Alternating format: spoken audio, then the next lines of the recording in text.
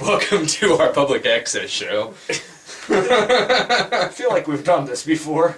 Yeah, and it'll probably be just as good as when we did it 15 years ago. Yeah. Well, we decided to split up the worst movies of the year lists into two separate videos. First video being Dave and Brian, second video being me and Jake, because we've all seen shit this year. This is a bad year for everybody. This is I don't really think it's rough one. I don't even think it's arguable to say that you guys probably saw the most number of bad movies. Jake's ratio. We're in the 20s. Yeah. Jake's both in the ratio 20s. might be a little higher. But that's only because I think Jake was only at 10, 15 movies this year. You guys were there about every other week. Yeah. You said you had 20... I sent you a list earlier of 20 movies that were not 20 movies that you've seen, 20 movies that were contenders. Yeah. So that means out of 52 weeks in the year, almost half of them were spent watching shit movies. Uh-huh. And when I sent Brian the list earlier, I took out the ones that I knew that I remembered that you liked, so like Pain and Gain, Oblivion, stuff like that. And that did not take me long. I think I only had to leave like maybe 4 movies off or something like that. So I got a list of just condensed shit. Was it hard doing this list? It was- Considering how many bad movies you guys saw? It wasn't hard. The hardest part for me was once I got it down to 20. Yeah. I had to pick 10, and then I had to putting them in order was probably the hardest part. Yeah, I mean, because even on my end, like, you guys saw the shit of the shit, but even, like, in terms of, like, the A list of movies, there were some really bad ones. I mean, I'm sure I have 20, granted, maybe none that even come close to comparing to something like Medea, but a lot of Lone Rangers.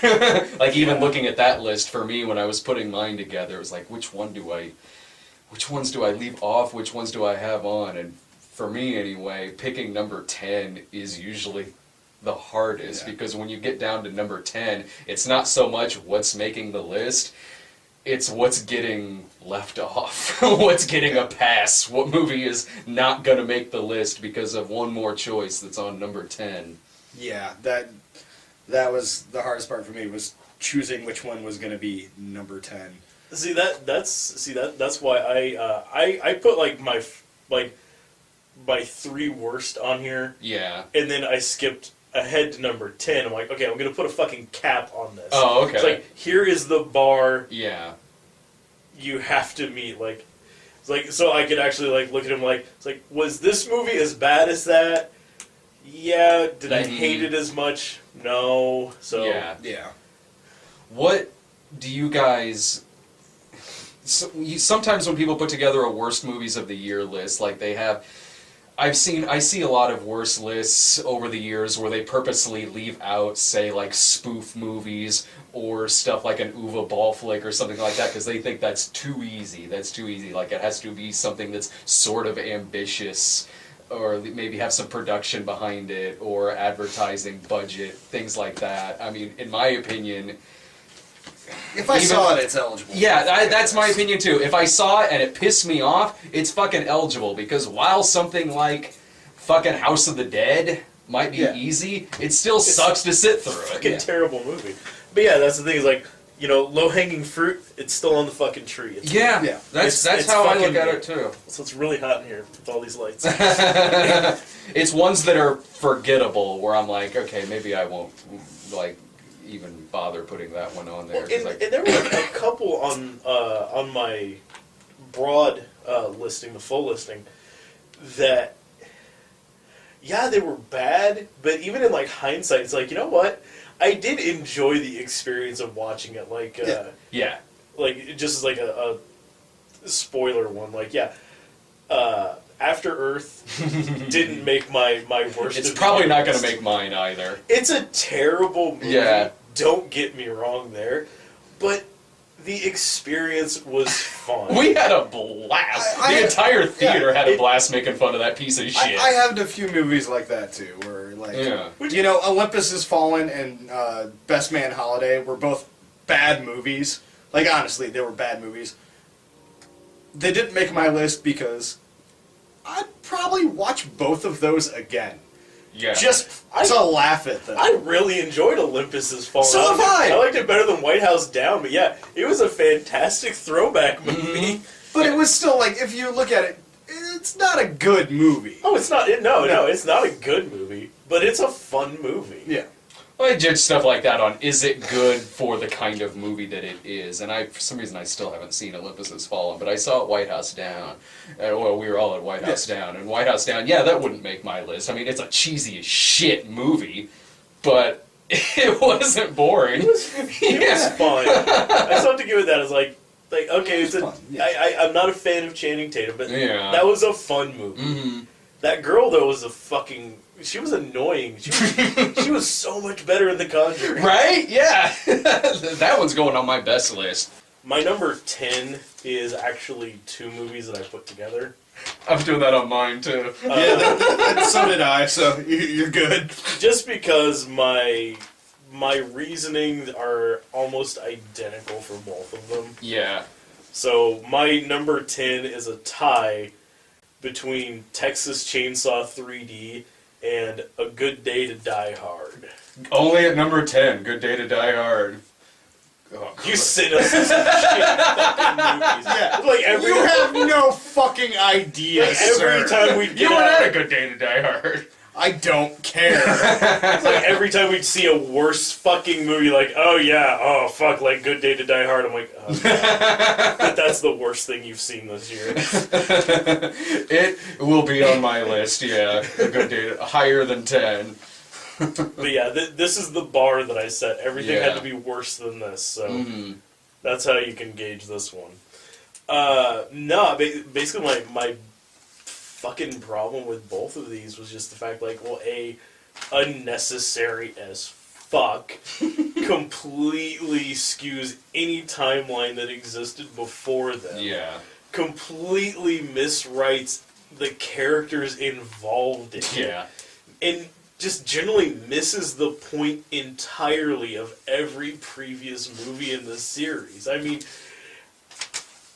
And it didn't even do a good job at it, too. no, and both of them are just bad movies. Like, okay, a good example of a movie that does all of those same things, and I love it, is Army of Darkness. Yeah. And Chainsaw 4. Chainsaw 4, Chainsaw 3, Chainsaw 2, all of the chainsaws are completely different fucking movies. But it's about making them somewhat entertaining, and like I can kind of go along with this happening in the world that it's sort of set in those sequels. But Chainsaw 3D is trying to tie it into the first one. The fact that they tried to make it a direct sequel to the first one and then fumbled it fucking immediately. The timeline made no fucking sense. Yeah, well, like 10 minutes into the Absolutely. movie, we're sitting there like, it's like, is this 1992, or did they not read the fucking script? We didn't realize it until we saw a gas station in the background. Yeah. Because it was like $3 for gas or something like that. I'm like, well, either this takes place in the present or that's a goof. Honestly, it could be either. I think at some point somebody also had like a cell phone. Yeah, or something. that cop. Yeah. Remember the cop Yeah. went down? Yeah, went downstairs and used his cell phone as like a light or something Something like that. like He was that, like yeah. streaming a video That's feed. it. That's, yeah. Mm. Like, okay, this is officially, there's no denying it. This is present day. Yeah. Oh, and just going with that, yeah, fucking Good Day to Die Hard, just because there was It's a good day to die hard. there was just so much wrong with that. I just like that was one that as soon as I got home, I just fucking rewatched Die Hard and had a so much better time. Like, you didn't make the same mistake I did. yeah, I you watched it beforehand. Yeah. Rookie mistake. You know, like I honestly, because Letty hadn't seen any of the other ones, I had to talk her. I had to convince her to watch Die Hard. Well, yeah, because it's like, do you really think if the first one was like a good day to die hard, that anyone would have liked it, that it would be this classic that it is today if it was anything like 5. It wouldn't have even been a fucking series. Oh God, no. Number 10's The Butler. You laugh, motherfucker. You weren't there. But it's like... That was before my time. I could make this a combination one, but I don't want to talk about the 8 other fucking movies that I saw that were just a complete waste of potential. Like, when you have the basis of a good story and a bunch of good actors, and you can't make anything out of it, what the fuck is wrong with people? Mm-hmm. Like, it's a movie that, like, the concept of it's not bad. It's a guy who worked his way up to working at the White House, worked under several different presidents, saw some stuff go down. You could show decades of... Yes. Yeah. Yes. But you can show decades of history Pfeiffer, through sorry. one person's perspective, but they just waste that on ridiculous and pointless side plots that really have nothing to do with anything else going on. Like, half the movie's about fucking Oprah Winfrey, who's... And she did a fine job in it. She really did. She's not a bad actress. But her whole storyline was completely pointless. Like, it didn't have any effect on the main character or the story. It was just filler and padding. And there was so much of that shit this year. But Cusack is Nixon. They did have Cusack. You gotta admit, it probably is the best Cuba Gooding Jr. movie in years. Just a waste of potential, and I saw so much of that shit this year. I had to put something as an example of that on the list. That actually had some sense of ambition. Yeah, it did have. It had a huge sense of ambition, and it fell flat on its fucking face. For number 9, I went with Machete Kills. Funny we just mentioned it. So we got both lists have both Cuba Gooding Jr. movies of the year.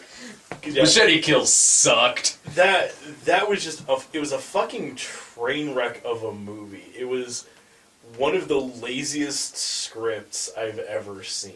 Yeah. Danny Trejo was being propped up throughout the entire movie. Quite literally, in a lot of instances, to be perfectly honest. Like, just hanging from a noose at one point and has no dialogue. He's just there through the whole movie. Well, and any dialogue he had was just a fucking... Just like, you know, Machete don't drive cars. Machete don't do this. Machete don't tweet. That. Yeah. It's like... It was almost like it was supposed to be a fucking parody movie of Machete. Yeah, it was basically that's exploitation how it came movie. Everything was so over the top, but in such a terrible way. Like it was if like stuff like Planet Terror and Death Proof were like how you do an homage to that right, and even the first Machete showing you how you do that right, Machete Kills is showing you exactly how to do it wrong. Yeah. Like, there were some fun parts to it, like Mel Gibson being crazy Mel Gibson, like fucking, like, South Park Mel Gibson. Yeah. That was fun. And the guy who was the schizo. Yeah, the guy who was, like, the revolutionary / terrorist or whatever / secret service agent, something. That guy was fantastic. Yeah. Honestly, I would have liked a movie all about him.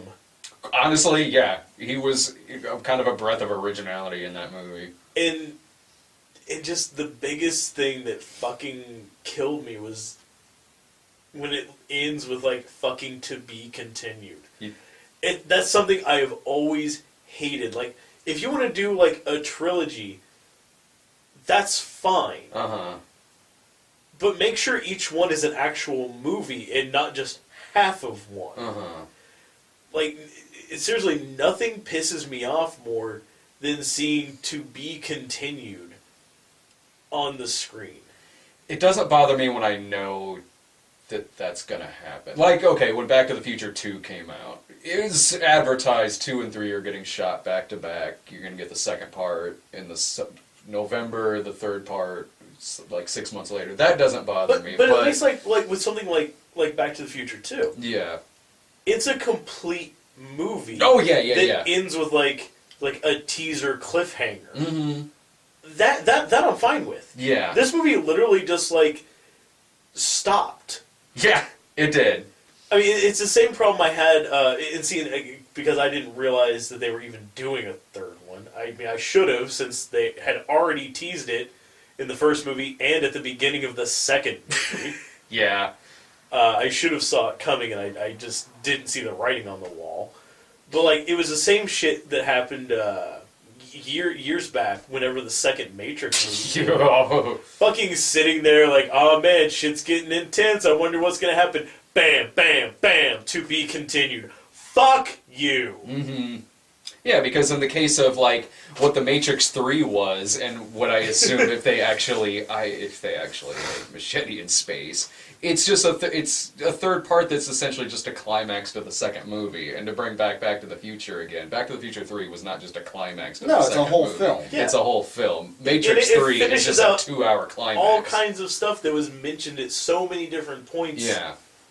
During the other two films. I mean, it really does make for a really good, really complete trilogy. Do you think they're actually going to make Machete in space? I do. You do? The way Robert Rodriguez makes movies, and he makes them on the cheap, and he makes them in his fucking garage for the most part, he's going to make that movie. Yeah. I'm kind of with Dave on that, honestly. If he could get funding mm-hmm. to make a fucking From Dusk Till Dawn TV series after all these fucking years, he'll get funding to do this. He'll probably like have his kid write another shit movie or two that he'll film, and then he'll do Machete Kills probably in like 2 or 3 years. No, that's Danny Trejo, 90 goddamn years old. Yeah, that's honestly, that's how if it was any other director, I'd be like, well, that's fucking never getting made. The second movie bombed so bad, they were giving away free tickets for it the second weekend. But it's Rodriguez. If he wants to make a movie on the cheap, he's still gonna fucking make the movie. Well, and that's, I respect him for that, but at the same time, honestly, Robert Rodriguez is one of those guys when he makes a great movie, he makes a fucking great movie. Mm-hmm. And then the rest of them are pretty movies. Fucking shitty. Bullet to the head. Bullet to the head. Yeah. And I know you were going to argue with me on this again, but... Oh, because I love it? I thought it was mediocre. I fucking hated that movie. Was that the Stallone one? Yeah. That looked like Rush Hour? Yeah. Yeah. It wasn't Rush Hour. It was fucking stupid. Well, the trailer did like Rush Hour jokes. I like Stallone a lot. And to a degree, I like those kind of 90s throwback movies. Sure. Like you liked Olympus Has Fallen. I liked Olympus Has Fallen. I liked White House Down. The Expendable movies are fun because they're fucking cartoons of our childhood. That's what they are. They're fucking... Starring Terry Crews. Exactly. I fucking love that. Yeah. No, and I have no problem with throwback movie, and I have no problem with Stallone making films. I have no problem with Schwarzenegger coming back, or Van Damme, or anybody else for that matter. Fucking do it. Great. Please. Because they've all done things that I absolutely love, and they've also all done things that I think are honestly great movies. Mm-hmm. Bullet to the Head was a piece of shit. It was so poorly written. Half of it was a fucking phone commercial. Yeah, that sucked. His partner in the movie spends most of the time doing all of his detective work on his phone. And you know what? If you cut out that fucking character completely, it's a halfway decent movie. But even then, it's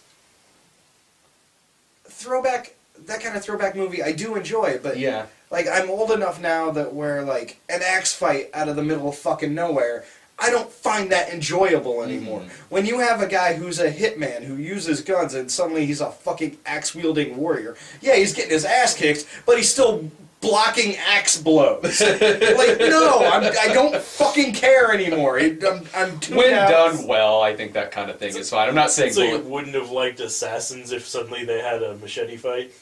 Shut up. Shut up. I'm only going to get more angry as we go up the list. You know this. Right? That partner character, though, that Dave's talking about is the worst part of that movie. Oh, hands down.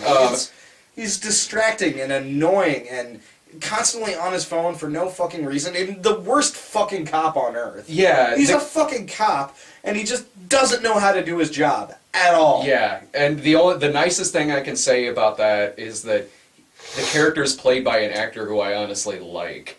Like, if he was played by someone who I really didn't give a rat's ass about, it probably would have pissed me off more, but it's one of the worst written supporting cop characters I've seen in a while.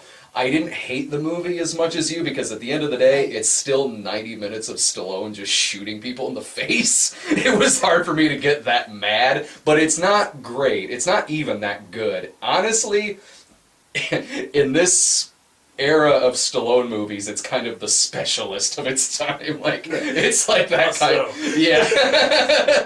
Yeah. No, I hated that movie. I hated that experience. Like, that was, you know, and also I think part of it, that was at the beginning of me getting burned out. It was, that was like in February. Yeah, I know, you asshole. That is after Chainsaw 3D in a haunted house. Yeah. Yeah. I don't even want to say it. Mm-hmm.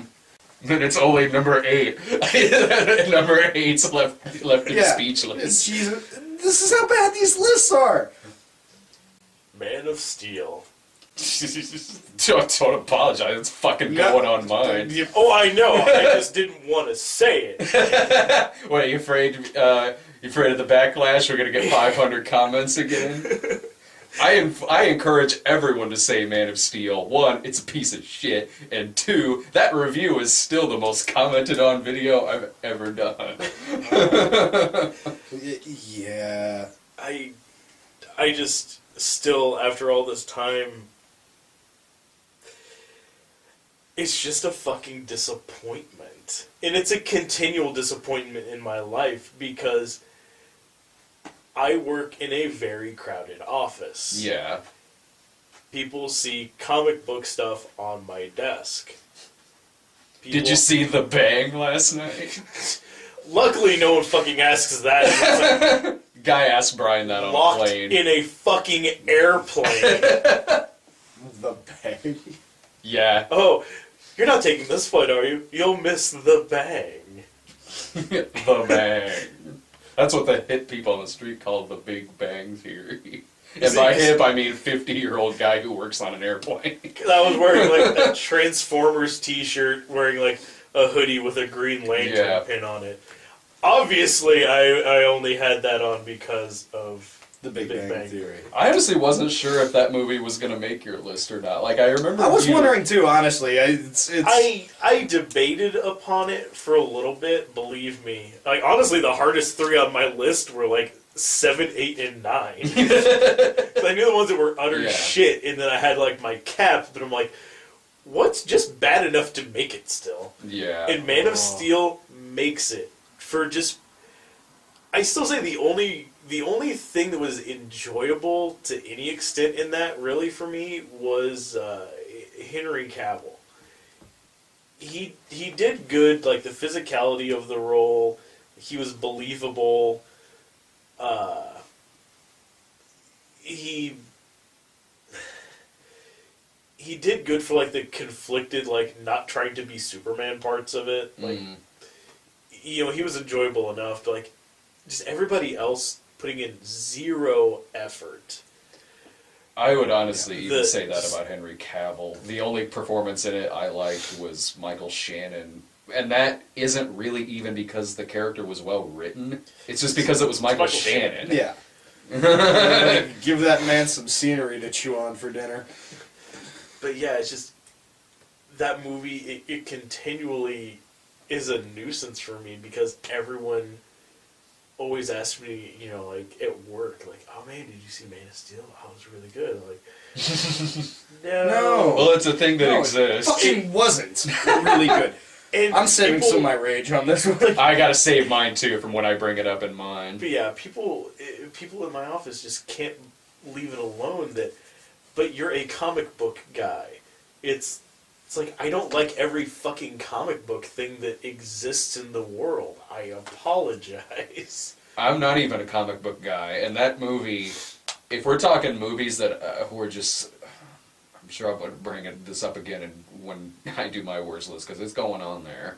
Of all the movies I've seen this year, it's one of the top ones that just I sat there, one, miserable, two, pissed off. And I'm not even a comic book guy. I was just pissed off just from a character standpoint, from a writing standpoint.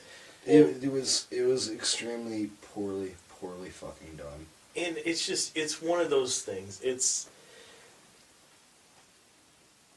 fucking Superman. I mean, who doesn't know the origin of Superman? Do we honestly need to go over this every fucking time? Mm-hmm. Even in, like, earlier sequels or different things like, you know, or animated features and stuff like that, they always show his fucking origin story. Yeah.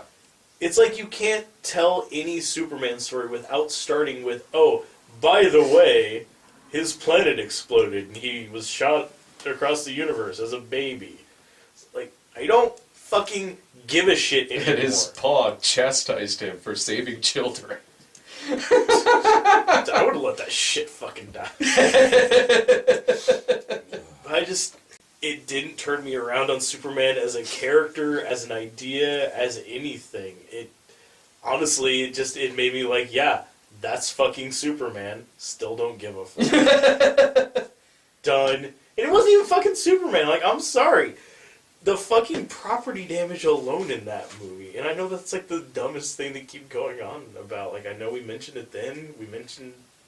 No, you're right. Now. It's a huge problem I have with that movie. It is. I totally agree with you. I'll be bringing that up. Superman movie ever. Huh? Yeah. It's like the least Superman-esque, Superman movie ever. Like, flying Zod into a working gas station that explodes with people surrounding it.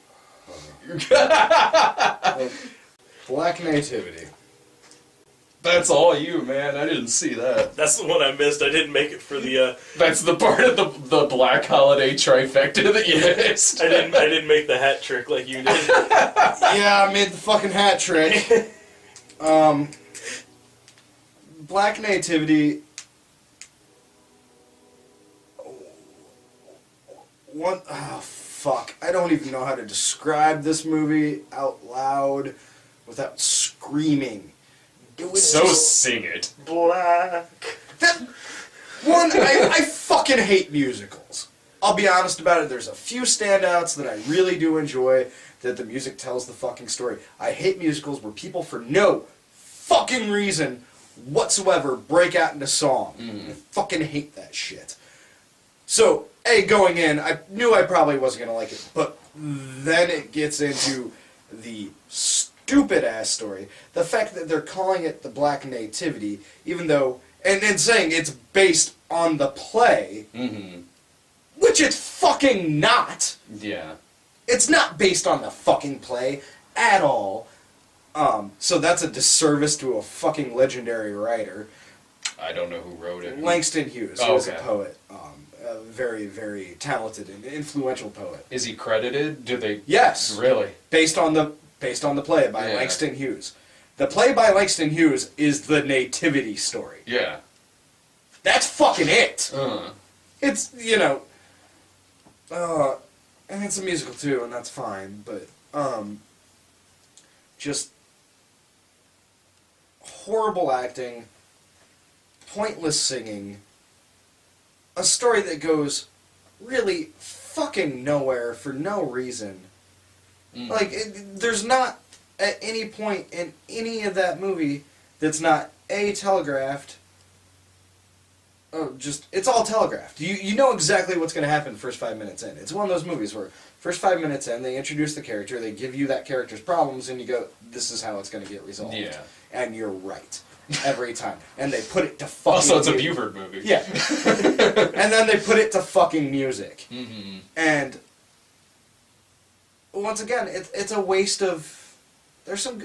fucking Angela Bassett and Forrest Whitaker again. I saw every fucking Forrest Whitaker movie this year. Every fucking one. Well, hell, the next week we were out of the furnace. I didn't even know he was in that movie till he popped up in it. But it's just they just wasting those people and just fucking Nas raps about Jesus and Obi-Wan Kenobi.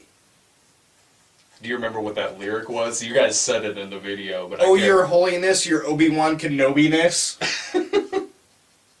That's fucking Dylan right there, man. I don't know why you didn't like this. What I love sometimes, sometimes I'll go back and watch some of the previous reviews. Like a week or so ago, I went back and watched you guys' video on Battle of the Year. And sometimes it's kind of funny when it gets to trailers, because we might say like, I don't know, that might be really good, to something that turns out to be like shit. Yeah. And it was you and Sarah in the Battle of the Year video, and you guys got the trailer to Black Nativity, because why wouldn't that trailer be in front of Battle of the Year? And Sarah's sitting there like really giddy, like, oh, I'm really looking forward to that. Oh, that's going to be great. She was so happy because it was a musical and it looked like it was a gritty reboot to the Fresh Prince of Bel-Air. Yeah. And like, which that was the fucking story, pretty much.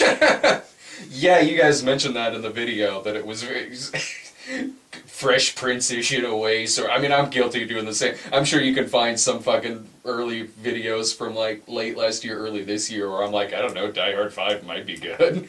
Oh, and that's another thing about that movie. And sometimes it's fine, and I'm sorry, I just popped in my fucking... And another fucking thing. It gets to the resolution. There's the big fucking happy ending that completely ignores a lot of facts. Yeah. Like, the guy's like, I found my dad, this is great. It's great. You and your dad are reconnecting, and it's a happy ending, everybody's hugging at the end. Your dad's still a fucking drug dealer. Well, He still left you for 15 years for money. Mm-hmm. He's got to make a living. He can't quit his job. I'm sorry. When it turns out... He literally probably can't quit his job. People will kill him. When it turns out at the end of the movie that all the characters are either rotten to the core, stupider than shit, or a willing victim, fuck your happy ending. I hope you all die. No, that's just the Battle of the Year thing, where at the end, he's still an alcoholic. Still on that wagon. I'm still thirsty.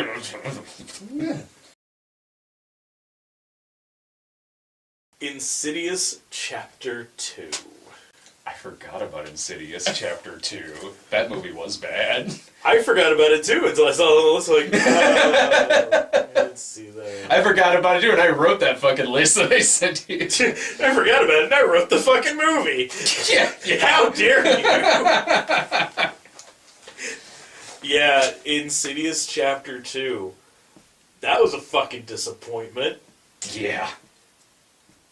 That was one of the biggest disappointments of the year, quite honestly. That was a fucking... I really liked the first one. So do I. I like the first one a lot, too. I think I saw it twice in theaters, and I've seen it a few more times since going to watch the second one. I really, really like the first Insidious. And I really like James Wan. I still like James Wan. And it sucks that he finally made a movie I don't like, because I've liked every single movie of his up until... And that's, for me anyway, what was hugely disappointing about that, was that it was the first movie of his that I just was like, man, this really sucks. Well, everybody's got to have one at some point. Yeah. But yeah, that was just a fucking lead fucking turd. That just sank to the bottom. Because, it just... All of the potential that the first one had, this one went in so many different fucking directions. It was two different movies happening concurrently. Mm-hmm. Neither one of them was really that great, although honestly, I would have rather just even skipped the part with Patrick Wilson and time travel and focus on, like, the Barbara Hershey going around with, like, the fucking Ghost Hunter twins. Because honestly, like, those parts really made me, like, it's like, yeah, this takes me back to, like, watching the fucking Entity. You know, Yeah. her and those two going around. Like, this is something that I can relate to. The other stuff with, like, him just sitting around the house getting, like, acting pissy and looking like hell. Yeah. The fact that they changed the way that everything worked about, like, the further, you know, like, shit didn't look the same. Like, suddenly he can't see ghosts over there that other guy could. Yeah. Like, it was... Well, like what we were saying earlier about stuff like Matrix 3, what Machete Kills in Space might be, it was a 90-minute epilogue. It was a 90-minute epilogue, but in this case there was no to be continued on the first movie. Like, when the first movie had that ending, I didn't read that as a cliffhanger. I just read that as... Yeah, it's I read a that as, final like, kind one of those, like, stinger endings, Yeah. like, surprise, it had a bad ending. Yeah, that's exactly how I read that. Like, It wasn't happy after all. Womp womp. Yeah, that's exactly how I left the theater for the first one, where it was like, oh man, they totally left it open. I can't wait for the sequel in 3 years. Like, Yeah, I didn't think about that at all when I saw that. I'm like, wow, that was a really cool way to end that one. mm-hmm. Yeah, so did I. And if there was really, like, if there was anything that I liked about the second one, I mean, it's not poorly made. I mean, the direction was still fine. It was still fine. Like, I don't know if it was a situation where it was like, yeah, okay, you can make The Conjuring, but first you need to make Insidious 2. You know, like, it was pretty clear where his heart was, like, in The Conjuring. Like, you can't have those two movies coming out within weeks of each other. Yeah. And then not think, like, I wonder which one was the obligation movie. Yeah. Patrick Wilson, I thought, was fun in it. Patrick Wilson being nutty and crazy was... Turning into fucking Jack Yeah. Torrance at the end. Yeah, he's Jack Torrance in the movie, pretty much. Shit, literally at the end when he's chopping down doors. Yeah! But with time travel. But yeah, I forgot about that time. God damn it. that really threw me when all of a sudden it's like showing you things from the first movie and like from the prologue and shit. I'm like, oh my god, he went back in time to warn himself. Yeah, that kind of pissed me off. Because I'm like, now if I watch the first one again, I'm going to be fucking thinking about that. When I watch the first one again, I'm going to be fucking thinking about, like, oh, it's just him fucking... I fucking hate it when lousy sequels do that. Well, yeah, because it was essentially trying to put purpose into things that, because, yeah, rewatching, like, one of those scenes where, like, he's, like, banging on the front door, and Patrick Wilson, like, in the first movie, goes downstairs to see what that is, and then his wife looks over and then sees, like, that other spirit that's, like, roaming around in a trench coat in the room with her, and then he has to run back upstairs. You know, that all I was fine with. I thought, like, okay, the spirits are doing, like, misdirect. You know, like, they're doing a thing over here. Surprise, they're up here! But then to find out the second movie sets up, like, no. It's Patrick Wilson as a ghost trying to get his own attention? Yeah. Yes. Over here! Hey! You think after the first time he started knocking on it and he saw himself come down the stairs, he'd be like, oh shit, okay, so that's what's going on. Alright, well I should probably stop knocking on the fucking door then so he can go back up and help her. It's A Haunted House and Scary Movie 5.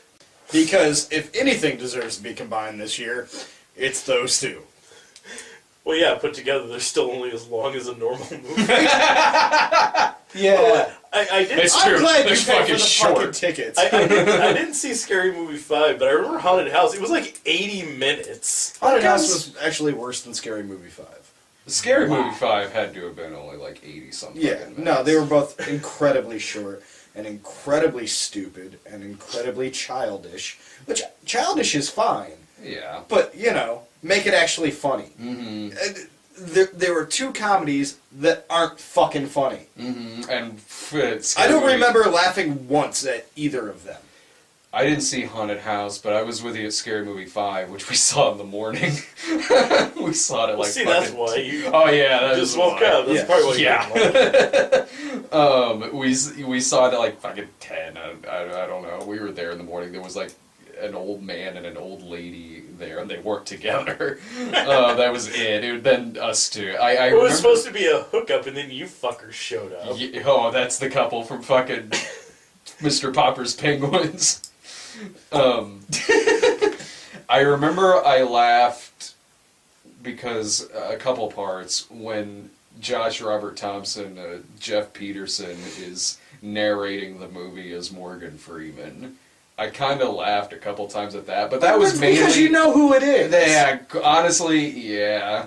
Like, Haunted House, I remember I sat there just fucking staring at this screen until like, well, that's it. Got up and left. no, they weren't funny, and it's like, you know, they're parody movies, and let's face it, found footage movies are ripe for parody.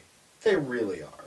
Yes, and some of the jokes are very, very fucking obvious, but really, like, something so much better could have been done. Not that I expect it to be done. I didn't expect to walk into either of those movies and enjoy them. Mm-hmm. I knew they were going to be garbage. That's the low-hanging fruit. Is it bad I secretly wanted them to try to figure out some way to put an Apollo 18 joke in there? That would have been awesome. I've been the only fucking person who got that. I was the only one in Springfield who saw that movie in the theater.